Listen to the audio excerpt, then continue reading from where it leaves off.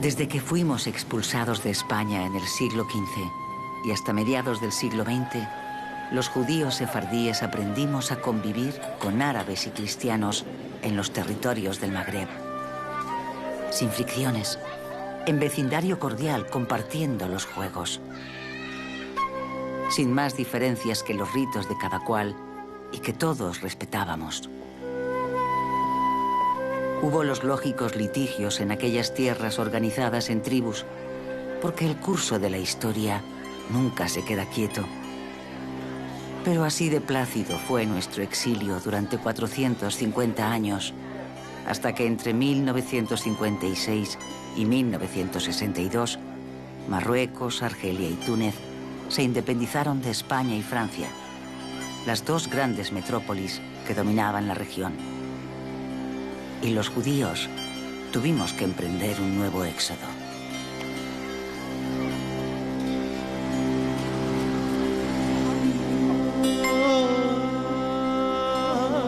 Desde Toronto, Canadá, el mítico artista sefardita Zoli Levi recordaba así, en lengua jaquetía, cómo antes de abandonar Marruecos tuvo que enterrar y abandonar en Tánger a su venerado tío Abraham.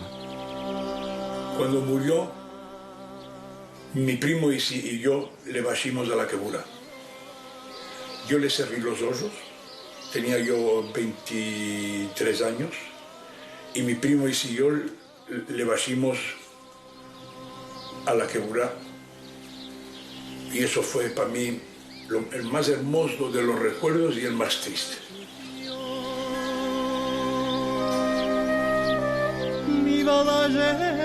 Viviña Benbunán, desde Melilla, escribió este texto con lágrimas en los ojos.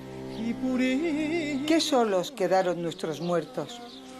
Brotan, como en una cascada, unas lágrimas limpias, nuevas y a la vez muy antiguas. No son de pena, son de añoranza. Añoranza por un pasado resquebrajado, relegado al olvido. Esto queda, majestades. 2 centenares de cementerios desabrigados, unas cuantas sinagogas en las que ya no hay gente suficiente para celebrar las ceremonias judías y unos poquitos asilos con 4 o 6 nonagenarios marchitos. Ese es todo el archivo histórico en el norte de África que nos queda a los judíos sefarditas expulsados de España en 1492.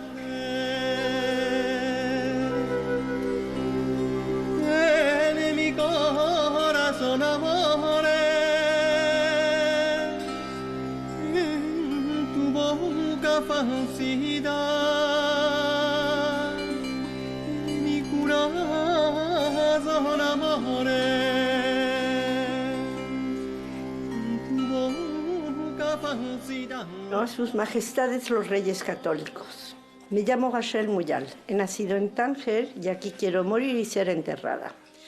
Mis antepasados llegaron a Tánger cuando la expulsión, cruzaron el estrecho y llegaron a una playa que, por cierto, se llamaba Wedderlyhood, que quiere decir el río de los judíos.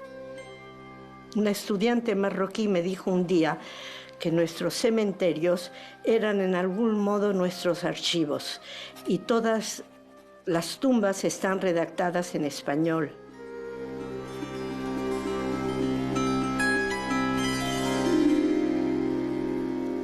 Marruecos era un país con tribus, con pashas aquí, pashas allá, unos matándose a los otros, unos arrancándose, mismo los reyes. ¿Qué duraban los reyes? Mulay Ismael es el que más duró, pero gracias a su crueldad y a su manera de gobernar, que era muy importante. Hubieron otros reyes que fueron, los almohad fueron horrorosos para los judíos y mataban y todo eso. Majestades Isabel I de Castilla y Fernando II de Aragón. A pesar de las dificultades y miserias que nos originó su edicto de expulsión, he de decirles la verdad. Los sefardíes no les guardamos rencor. Ustedes ganaron una España unificada, sí. Lograron la España cristiana que les exigía la Inquisición. Una patria sin judíos ni musulmanes. Pero nosotros ganamos mucho más que si hubiéramos tenido que quedarnos en España y convertirnos en cristianos.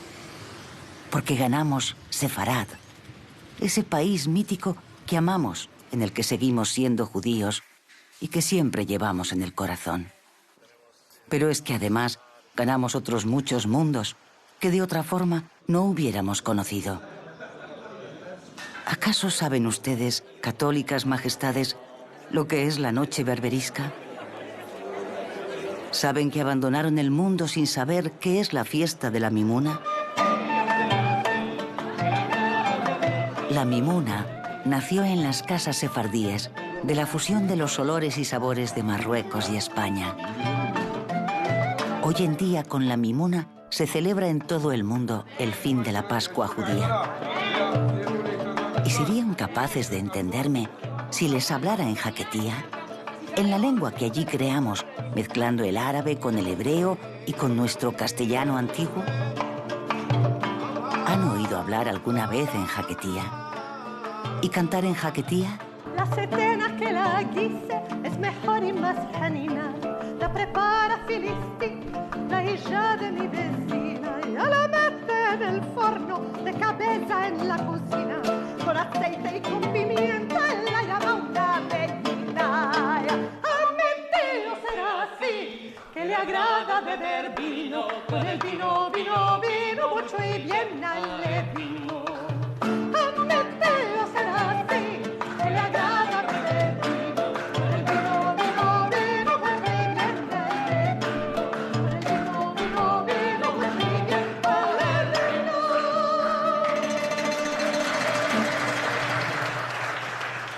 La jaquetía para mí es como si fuera una casa, sería con bases de español clásico, con las paredes de español contemporáneo, todo el decorado árabe y el tejado de hebreo. Y además también tenemos palabras de portugués, alguna palabra de portugués. Por ejemplo, la sinagoga se dice la esnoga. O por ejemplo, despacio. Por ejemplo, si alguien se pone nervioso y dice, va, davagar contigo. Davagar, que es portugués, davagar. Y también tenemos alguna palabra de inglés. Para nosotros, una tetera, se dice un teapot, que es a teapot. Como se dice un teapot de té. Calienta el agua, vamos a hacer un tipadito de té. Es la lengua judeo-española de Marruecos.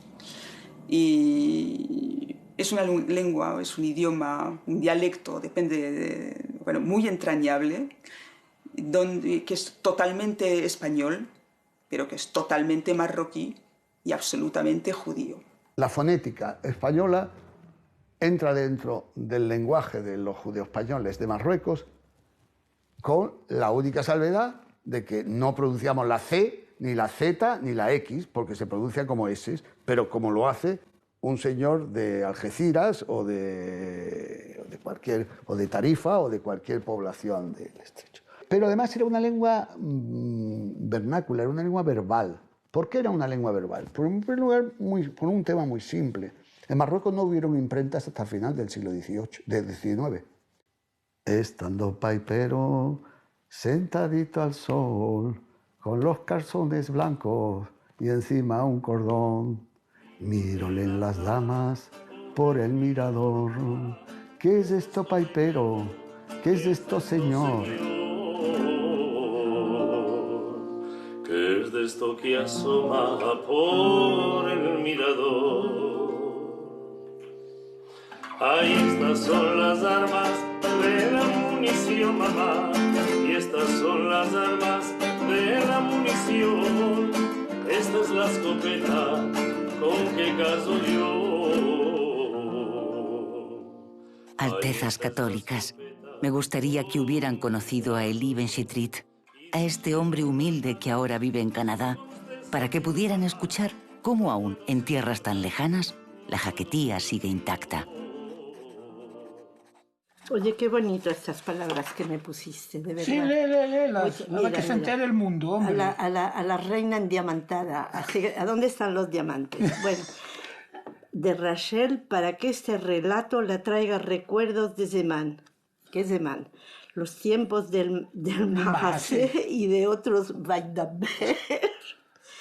Con bien lo leas y lo vivas. Firmado el hito. Amén, amén. Y tú que lo veas. Gracias. Y tú que lo veas. Tu boca en los cielos. Gracias, gracias. Te quería hacer desde hace tiempo una pregunta, porque siempre me hablan de ti, porque te volviste en una figura central del mundo tangerino. Y Rachel Al-Hadri escuché de que ahora te talates en escribir cartas. ¿Qué es esto? Explícame un poco. Así no entiendo. Yo lo que quiero decir en esa carta es que gracias a que nos expulsaron, gracias a eso, tuvimos un régimen especial las mujeres. Gracias a eso, la mujer judía estuvo considerada más que la que estaba autóctona. Mucho más, tú eso lo sabes, no hace falta que te lo explique.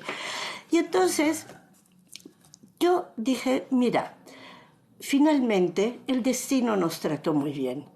Y yo estoy encantada de vivir en Tánger. ¿Qué quieres que te diga?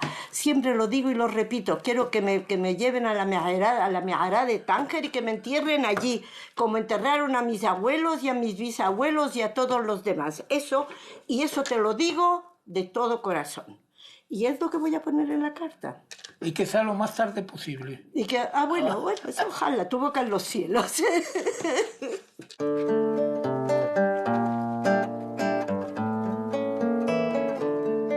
Tu boca en los cielos quiere decir que lo que yo estoy diciendo, que vaya Dios y que Dios lo apruebe. Cada vez que se desea algo bueno a alguien, se dice, ay, tu boca en los cielos. Que me traigan a mi amor sano, vivo y sin cadenas. Y si no me lo trayeren, yo armaría una grande guerra de navíos por el mar, de gente armada por tierra. Si no hubiere remos pronto, mis lindos brazos pusiera. Si no hubiere velas pronto, mis lindas trenzas pusiera. Si no hubiere capitán, yo me pondría la bandera.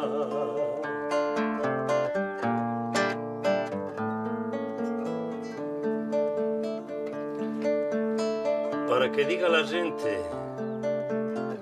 viva, viva esta doncella, que por salvar a su amor se echó ella la tormenta. Una doni, treni catoni, quine quineta, estaba la reina sentada en su poseta, vino el rey, apagó el candil, candil, candol, cuenta bien que las 12 son. La jaquetía ha sido y sigue siendo nuestra lengua vernácula, majestades. La lengua de los pobres. Apenas existe esta primera gramática de José Benoliel, escrita a principios de 1900. Ojalá estuvieran vivos todavía, reyes católicos. Ojalá pudieran ser testigos de nuestras tradiciones compartidas con los pueblos del Magreb, de la fusión de nuestras músicas y comidas, o de costumbres que aprendimos de ellos y que hemos hecho nuestras, como la noche berberisca, la que con antiquísimos vestuarios bereberes celebramos en vísperas de una boda sefardí. Os voy a enseñar el vestido de berberisca. Esto lleva una chaqueta que es preciosa, como podéis ver, mira, una chaqueta con un peto. Algunas tienen este motivo, que es un motivo que se encuentra en los trajes de mortuarios, porque es símbolo de vida, ¿ves? Y de infinito. Y ahora vamos a llegar a la falda, que es muy pesada, y la llamaban la giraldeta, porque gira, ¿no? La mujer es depositaria de la Torá, ella. Y ella simboliza, pues sí, simboliza la Torá y el transmitir toda la ley a los futuros hijos que vaya a tener. Todo el vestido tiene mensajes porque ella es la que transmite. Este, por ejemplo, que es el árbol de vida, este viene en el vientre de la mujer, en los ovarios. de donde sale la vida. Una vez terminado esto, hay que poner la cabeza, arreglarla. Entonces le ponemos el pañuelo primero y después le ponen la corona esta, porque esta es preciosa. O sea, mira estos dos partes, así y recto. El origen de la noche berberisca está probablemente en las antiguas tribus bereberes que se convirtieron al judaísmo. Espérate, vamos. Hoy es una fiesta propia de los sefarditas del norte de África. Una singular mezcla de lo bereber, lo árabe y lo judío. La novia se atrezza con las mejores joyas y el vestido con bordados en oro y esmeraldas. Los hombres dan gracias al Dio por permitir la boda. Y cuando terminan, acuden hacia el recinto en el que está recluida la novia para recogerla y llevarla ante el novio.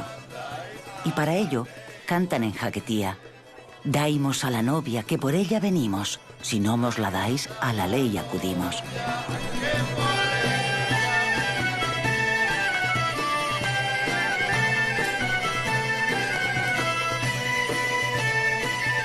El padre de la novia la sigue, sujetándole simbólicamente la cabeza, para que jamás se doblegue ante nadie y para que lleve la cara siempre alzada y con dignidad.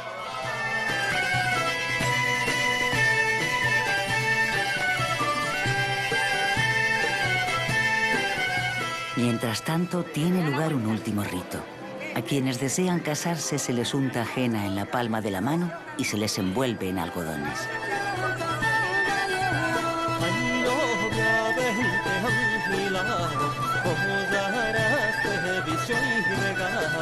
Y tras los besos y saludos, la novia se cambia de ropa y comienza finalmente la fiesta.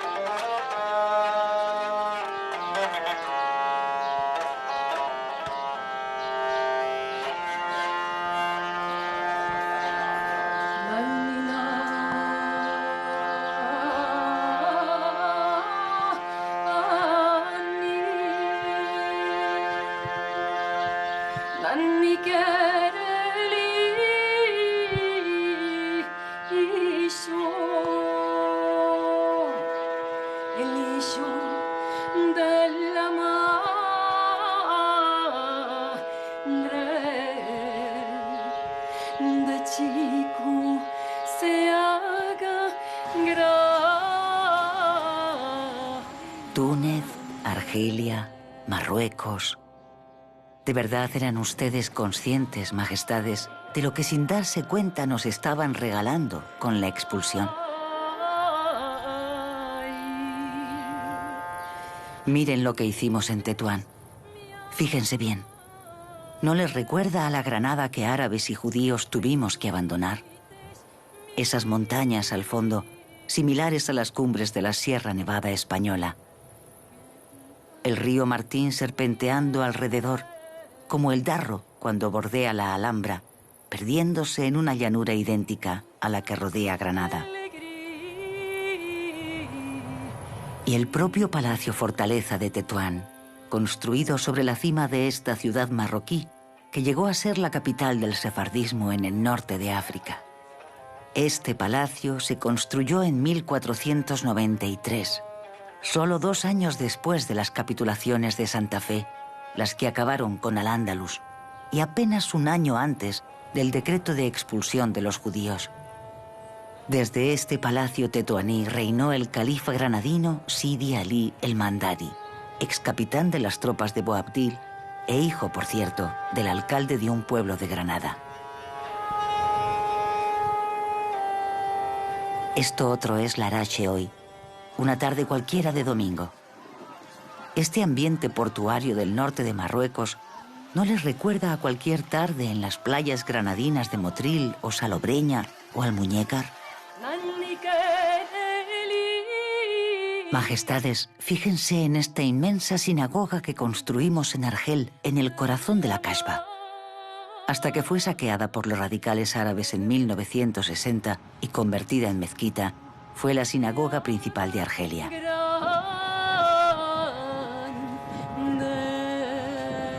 Vean esta otra torre de la ciudad tunecina de Testur, adornada con las estrellas de David. Es casi idéntica a la parte almohade de la Giralda de Sevilla. Las agujas del reloj giran en el sentido contrario a las de cualquier otro campanario, como indicando que haciendo retroceder el tiempo, en algún momento volveríamos a llegar a la tierra de la que fuimos expulsados.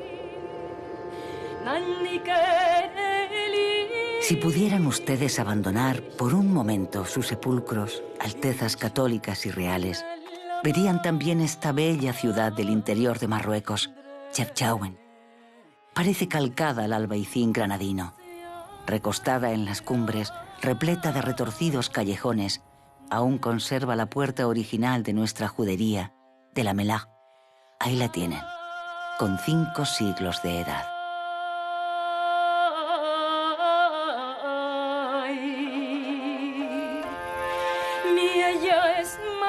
Fíjense en esto otro.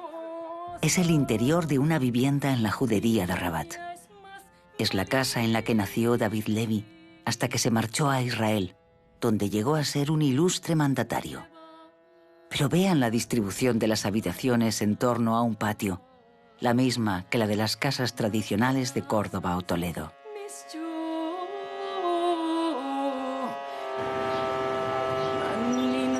Y esto es Túnez capital, una ciudad amable, tolerante, bulliciosa, y que en su arquitectura conserva todavía la galantería colonial de otros tiempos. En las afueras de la ciudad, junto al mar, agoniza lentamente la Goulette, el barrio donde más judíos vivían. A partir del momento en que se marchan los extranjeros, es decir, los judíos y los cristianos, prácticamente todas las casas hermosas de la Goulette que tenían un cierto caché desaparecen y son reemplazadas por estos otros edificios, estas construcciones que podéis ver a vuestro alrededor. Antes esta ciudad se parecía tanto a Cádiz o a los pueblos del sur de España. Esta mujer nonagenaria, madre de Jacob y descendiente directa de don Isaac Abravanel, se ha desplazado a esta isla tunecina, a Yerba, situada entre las costas de Túnez y Libia. Es una isla minúscula que vive del turismo, de la artesanía y sobre todo de la pesca.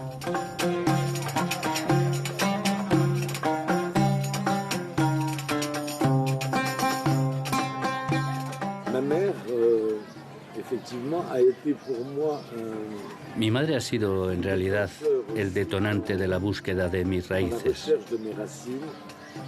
Y cuando indagué mis raíces descubrí, en cierto modo por casualidad, que mi madre era descendiente del que creo que fue el único judío con el título de Grande de España, don Isaac Abravanel, ya que mi madre se llama Nelly Seror Abravanel.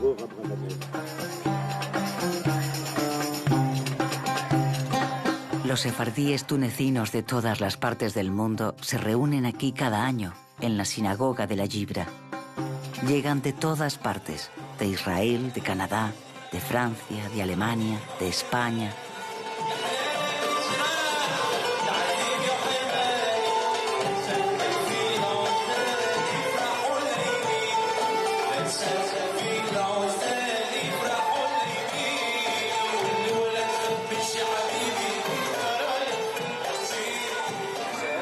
Este tipo de peregrinaciones anuales a los sepulcros históricos de los tzadikim, los sabios judíos más venerados, son las llamadas Hilulás. Se hacen en más de una docena de ciudades de Marruecos, pero sin duda la más simbólica y pintoresca es la de Baomer, en esta isla tunecina envuelta siempre en las calimas.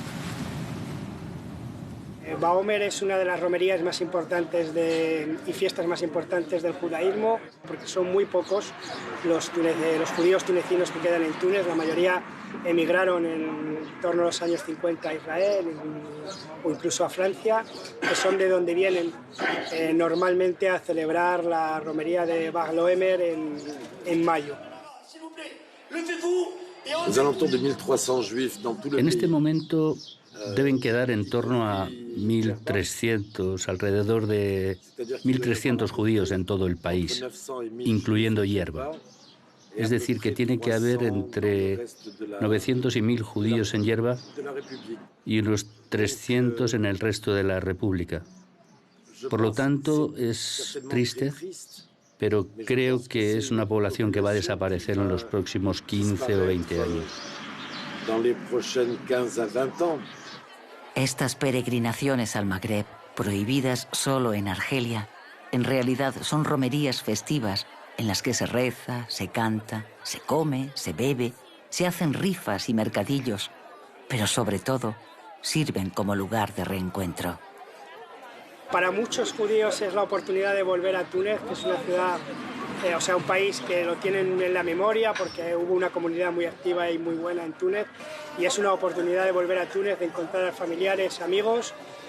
Van a divertirse, van a beber licor de dátil, que es lo que más les gusta de Túnez, a tomar el brie con el huevo, a recuperar un poco la tradición y sobre todo a mantener una memoria de la Gibra no deja de ser la sinagoga de la comunidad más antigua judía en el norte de África. Para cualquier profano en el judaísmo es un espectáculo asombroso, pero en la Gibra la tradición de los huevos resulta la más llamativa de todas. En la tumba del sabio judío que yace en este minúsculo hueco excavado en la sinagoga, las mujeres entran como pueden. La temperatura dentro es casi insoportable por el calor de las velas, pero ahí dejan docenas de huevos crudos o cocidos, con plegarias escritas en las cáscaras en todos los idiomas. Peticiones que representan sus máximos deseos: tener hijos, lograr un buen matrimonio o implorar por la salud de los suyos. Larga vida a todos los que amo, dice una escrita en francés.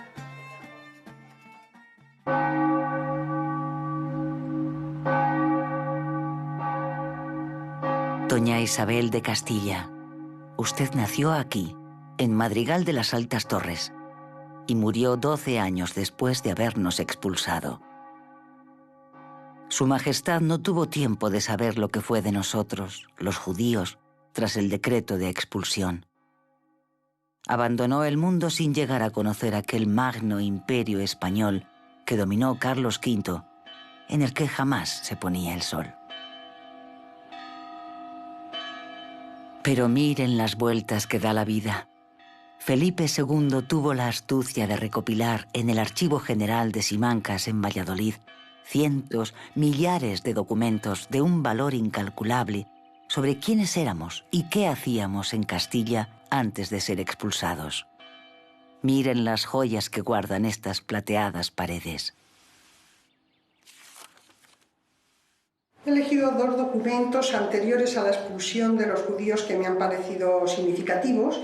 Este primero es una relación pormenorizada de la tributación del impuesto del servicio y medio servicio de todas las aljamas judías del Reino de Castilla en el año 1472. Sin embargo, hay mucha documentación en el archivo de Simancas relativa a los años posteriores a la expulsión de los judíos, que tiene que ver con los conversos o incluso con las medidas que se toman con los que se denominan reconciliados.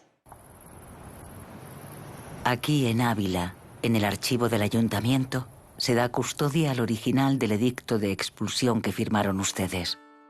Conversión al cristianismo o expulsión. Eso es lo que se nos ofreció.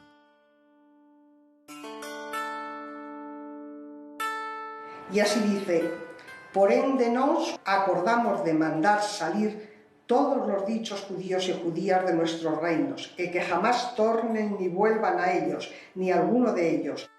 A pocos kilómetros de donde usted nació, también está la Real Audiencia y Chancillería de Valladolid, una corte de apelación, donde están clasificadas todas las denuncias inquisitoriales contra los judíos. El interés de la documentación judicial nos gusta decir que es la cantidad de documentación que aporta más allá del propio pleito. En defensa de su derecho, las partes que venían a litigar aportan documentos que nos muestran realidades que de otra manera no habrían llegado a nosotros. Un tipo de documentación muy característica de este archivo son los pleitos de hidalguía. Y hay otros que se desarrollan precisamente a consecuencia del edicto de expulsión. Hay un pleito muy conocido, porque es un pleito que está publicado y muy atractivo, que tiene lugar en Amusco. Y los judíos de Amusco, a través de su representante, es Isaac Mordoay, piden que en vista de que se ha dictado el edicto de expulsión, por favor el duque de Nájera y sus oficiales les dejen tranquilos para acabar de liquidar sus asuntos, como se ha dicho en el edicto, para terminar sus pleitos y para poder marchar con destino a Portugal en este caso. El resto de nuestra historia, altezas de la naciente España, murieron ustedes sin conocerla.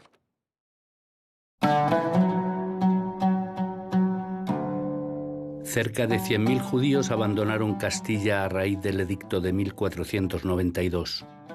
La mayor parte fueron acogidos generosamente por el Imperio Otomano. Otra parte, a través de Portugal, navegaron hacia el norte, hacia ciudades como Ámsterdam o Amberes, para emigrar desde allí a Curazao e iniciar después su expansión por toda América. Solo unos pocos, apenas 10.000, cruzaron a Tánger desde Gibraltar o Algeciras para instalarse en la medina marroquí de Fez. Fez contaba entonces con una importante comunidad judía asentada allí desde hacía más de 2.500 años. Judíos bereberes. Alrededor de Fez es donde estaban esos judíos antiguos que habían huido de Palestina, ¿no? ¿Y qué ocurre? Que los que habían vivido durante siglos en Marruecos hablaban el árabe o el bereber. Tenían liturgias judías distintas. Eran judíos, pero eran judíos distintos a los que llegaron de España, que eran gente muy preparada, con dinero, con tradiciones distintas y sobre todo con una lengua, que mantuvieron una lengua distinta y con tradiciones y liturgias distintas. Y eso hace que no se fusionen esos dos judíos, esos dos tipos de judíos. Lo más gracioso es que nosotros, que éramos los expulsados, nos llamábamos con mucho orgullo en hebreo Megorashim mi Castilla, los expulsados de Castilla, como si eso fuera un título nobiliario. Y a los demás, que eran de ahí, que eran autóctonos, los llamamos los forasteros. Obviamente los forasteros éramos nosotros y no ellos, lo mirábamos con un poco de... Una epidemia de peste en Fez y el desencuentro con aquellos judíos forasteros obligaron a los sefarditas a replegarse de nuevo hacia el Mediterráneo. Y así es como nacieron las principales juderías del norte de África. Los enclaves principales en Marruecos se establecieron en Chaouen, Usán, Tetuán, Larache, Alcázar-Quibir, Arsilá, Ceuta, Tánger, Rabat, Casablanca, Nador o Melilla. La expansión continuó hacia las costas de Argelia, fundamentalmente hacia Orán, Argel y Constantín, y también a las costas de Túnez, hasta la isla de Yerba. Hubieron tantas mezclas que acabaron diciendo los judíos sefarditas, para decir los judíos de África del Norte. Y no es verdad, sencillamente porque tú le hablas a un judío de Túnez o de Argelia, de cualquier cosa que sea español, y no saben lo que es. Los del sur de Marruecos tampoco. Hablaban árabe, hablaban francés cuando el protectorado francés, pero no hablaban español ni tienen ascendencia española. Quedamos los descendientes de los que se fueron a Turquía o Grecia o de los que se fueron al norte de Marruecos. Esos sí son sefardíes y los demás son cuentos. En 1860, en plenos litigios coloniales entre las potencias europeas para el reparto de África, España se apodera de Tetuán. Ocurre entonces algo que jamás se ha repetido en la historia. Los invadidos reciben con vítores y cánticos a los invasores. Hay una cosa que describe muy bien Benito Pérez Galdós cuando la guerra de 1859-60, cuando España conquista Tetuán, y una de las cosas que se extrañan los españoles que conquistan Tetuán es encontrar a una serie de personas que les aclaman y que les reciben hablando en español, un español con un acento especial, pero hablando en español, dando vivas al rey, etcétera, etcétera. La caterva de judíos y de moros pobres se lanzó por el callejón que conduce al interior de la puerta y ayudó con piedras a romper lo que los españoles querían romper desde fuera. Los sefardíes, según narra Pérez Galdós, le recibieron con vítores de ¡Viva España! Y ¡Viva la Reina de España! Es la primera vez que los sefarditas, en lugar de moverse ellos y llegar a España, España llega hacia Sefarad. En 1912, España y Francia se reparten el Magreb. Francia se queda prácticamente con todo y cede a España solo el control de la zona que menos le interesaba, el norte de Marruecos, a excepción de Tánger. Es la época de los protectorados.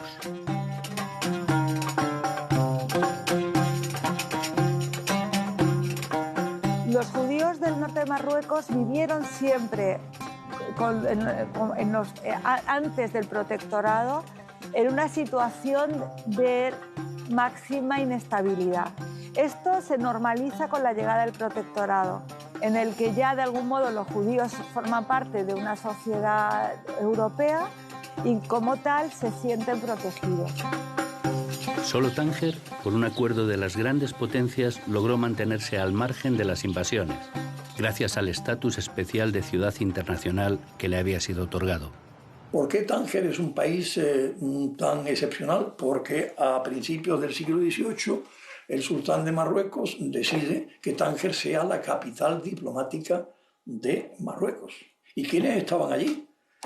Entre los marroquíes, que solamente hablaban árabe o bereber, y los europeos que hablaban el francés o el español, o sea, estaban los judíos. Y los judíos sirvieron de traductores, sirvieron de introductores, sirvieron de nexo de unión entre marroquíes y extranjeros. La creación del Estado de Israel en 1948 y los estragos que provocó el nazismo en toda Europa perturbaron inevitablemente aquel clima de confianza. Las proclamaciones casi consecutivas de las independencias de Marruecos, Túnez y Argelia, entre 1956 y 1962, hicieron que prácticamente todos los judíos abandonaran el norte de África. Jamás hubiese quedado vacío de judíos de no haber sido por el asunto de Israel. Y en Marruecos ocurrió lo mismo. Los musulmanes de Marruecos pues tomaron parte, naturalmente, hacia sus hermanos, digamos, sus hermanos de religión, de Palestina. Y por eso, pues, naturalmente, todos los judíos en todos los países árabes, pues tuvieron que marcharse. Y sin embargo, muy curioso, pero yo hoy, por ejemplo, vuelvo a Marruecos y a mí me reciben con brazos abiertos. Es la segunda paradoja histórica. La mayor parte de los judíos marroquíes regresan a la España que les había expulsado. La llegada de los judíos de Marruecos aquí a España se produce prácticamente los años 60, que todavía está fuerte el franquismo, y lo reciben con manos abiertas, porque saben que estos judíos aportan muchísimo, aportan no solamente sus conocimientos que hayan podido adquirir en Marruecos, sino sus conexiones internacionales, y a España en ese momento le interesa tener esas conexiones internacionales que pueden venir a través de estos hebreos o de estas personalidades judías, ¿no? Una maravilla. Madrid me recibe los brazos abiertos. A mí me encantó Madrid enseguida, porque es que Tánger era muy español. Muchos judíos que se fueron a Francia, a Canadá, a otros sitios, lo pasaron mucho peor. Mi boda fue la primera boda reconocida por el Estado español, porque fue después de la ley de libertad religiosa. Y por eso salí en los periódicos, que si no, no voy a salir yo en los periódicos, pero bueno. Y en el 69 me caso yo, y es la primera boda judía después de 500 años. Como decía el Jajam Gaón cuando recibió el premio Príncipe de Asturias, a pesar del destierro de una madrastra, ese amor hacia España no se perdió. Otra parte importantísima, poblaciones enteras de sefardíes marroquíes, fueron trasladadas en barcos al nuevo Israel por comandos infiltrados del Mossad. Para el sionismo emergente resultaba imprescindible poblar de judíos el nuevo país. El nazismo también obligó a un nuevo éxodo a los sefarditas de Túnez. Lo mismo hicieron los judíos argelinos, los llamados pies negros, que huyeron directamente a Francia, aprovechando que desde hacía casi un siglo gozaban de la nacionalidad francesa. Muchos otros eligieron Venezuela y Canadá. En Canadá, de hecho, nació el histórico grupo Gerineldo, dedicado en cuerpo y alma a rescatar la jaquetía.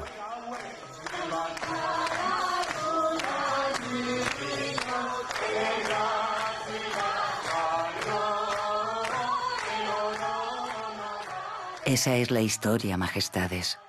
Pero aún quiero que escuchen lo que pasó en Marruecos cuando llegaron los nazis a detener a los judíos. No hay que olvidarse que cuando hubo el protectorado francés y que Francia estaba bajo el dominio de Vichy,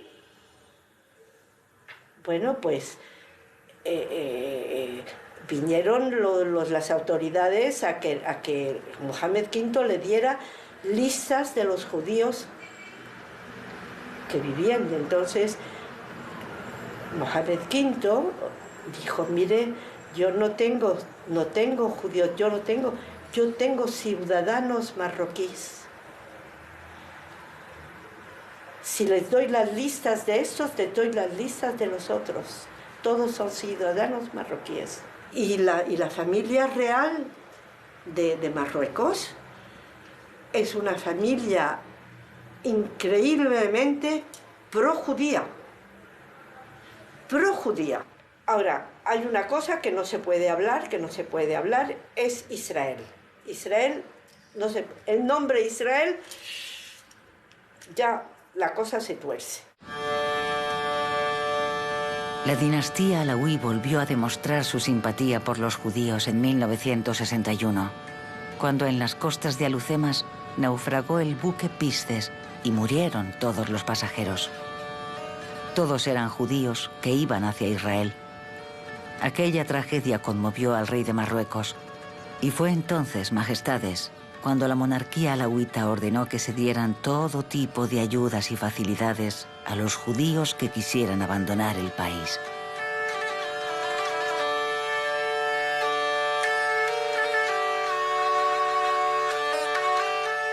No piensen que los últimos sefarditas del Magreb nos estamos extinguiendo, majestades. Nuestros nietos y nuestros hijos llevan el norte de África en la sangre, como han llevado y llevan siempre a Sefarad. Es cierto que apenas quedamos 2 docenas de ancianos en todo el mundo que fuimos testigos del antes y el después de los protectorados. Es cierto que somos unos privilegiados, altezas, pues habiendo sido víctimas directas de su edicto de expulsión, hemos tenido la suerte de ver su derogación legal y definitiva. Cuánto os hemos echado de menos. Contamos con vosotros para caminar juntos. Gracias también por haber hecho prevalecer el amor sobre el rencor y por haber enseñado a vuestros hijos a amar esta patria española. El instrumento que tengo conmigo es un instrumento medieval llamado zanfoña, y con él tuve la honra, el honor de tocar ante los reyes de España el 30 de noviembre de 2015 pasado, durante el acto histórico en el que se les daba la posibilidad de tener la doble nacionalidad española a los que la pidieran, 523 años después.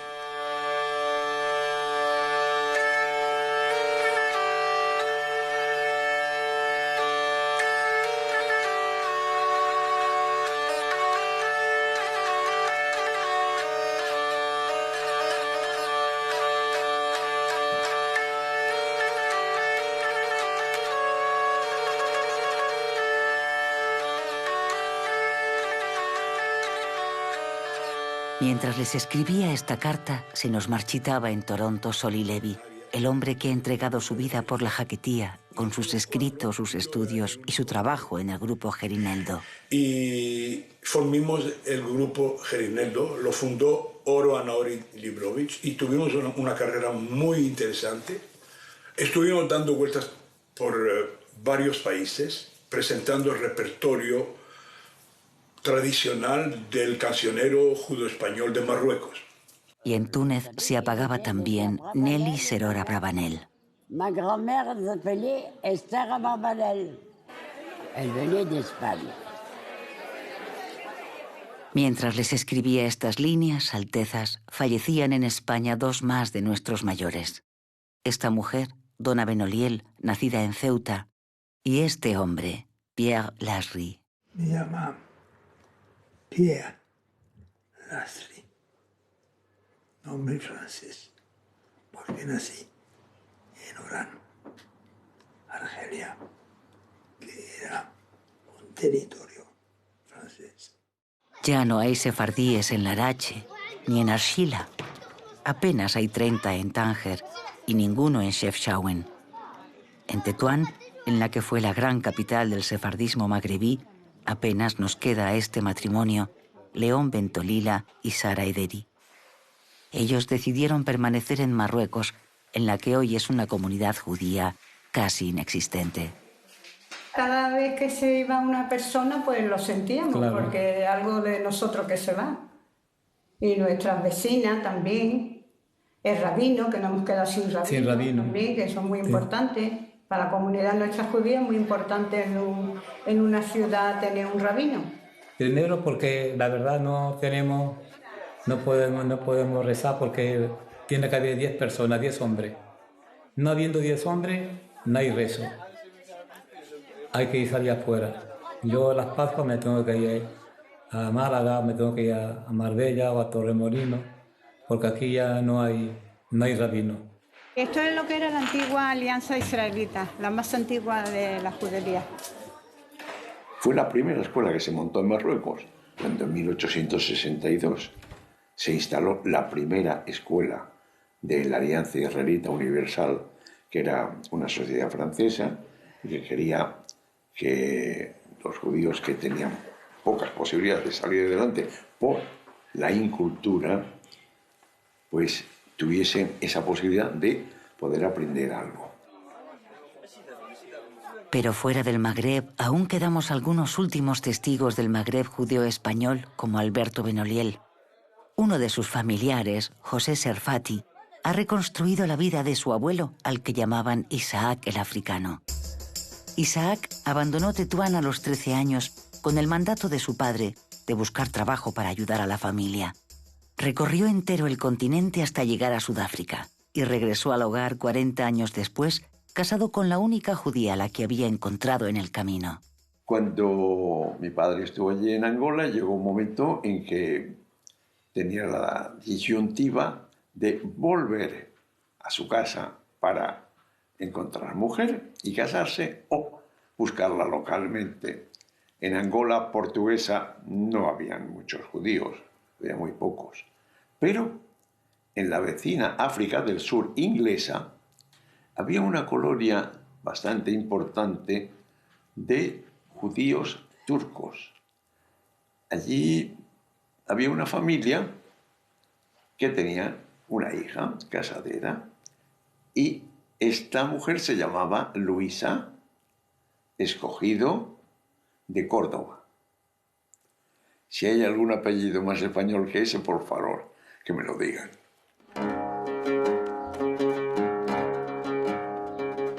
Decir, mi amor, si mi bien quiere, que traiga la mula y que me lleve, que niña no puedo ir a pie, que llueve menudito y me mojaré, que niña no puedo ir a... La mayoría de este tipo de libros nunca han salido a la luz. Los autoeditamos y los repartimos entre los nuestros. Luisa Salama noveló sus memorias de niña emigrada desde Tetuán hasta el Madrid del franquismo en este delicioso libro, El cielo en tu boca.